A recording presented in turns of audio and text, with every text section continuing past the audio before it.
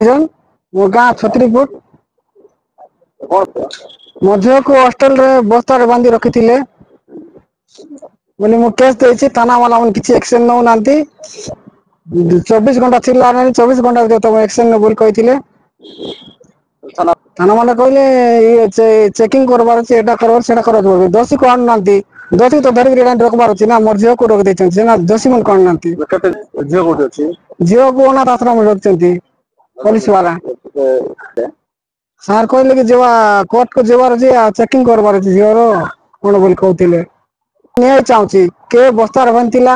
से जानबा को चाहूची झियोर बयस कते 13 सोमवार दिन तार बापा हॉस्टेल रे नहीं छाड़ देथिला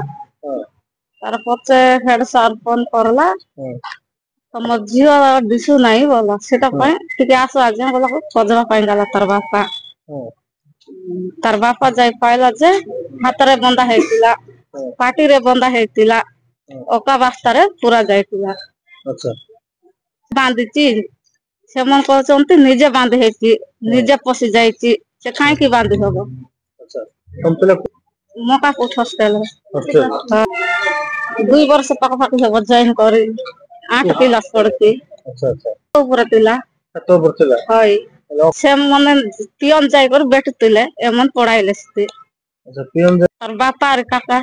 अच्छा झड़ाइलु हेड सर जानती से निजे का बांध हेती बाबू सब कहचंती वाला मिसा से पागड़ी हे जाईसी एंते हेसी सेंते हेसी बस सब कहलन हॉस्टल से निजे का बांधा हेसी बोलती कंप्लेन दे थाना वाला वाला कहले नहीं अबे पागड़ी हे जाईसी बोली हां किंतु जानले किंतु जान ले कि हम मां बापा तो जानले से मन केंते जानले अच्छा छतरीपुर झील से मकापुर स्कूल रे पढ़ुला से स्कूल रे कोन संध्या बेले किए दी जन किडनैप करने उद्देश्य कोन हाथ मुह बांधिकिना बस्तार बटिकिना छात उपर रखी देते तदंत चली केस भी होती पेरेंट्स मान पचार झील को भी बहुत पचार जाऊँगी स्कूल इन्वेस्टिगेशन भी चली सत्य निश्चित पदा को आसो को पर्दाफाश कराया तदंत चली भर के सत्य अच्छी कौन अच्छी निश्चित पदा को आसो।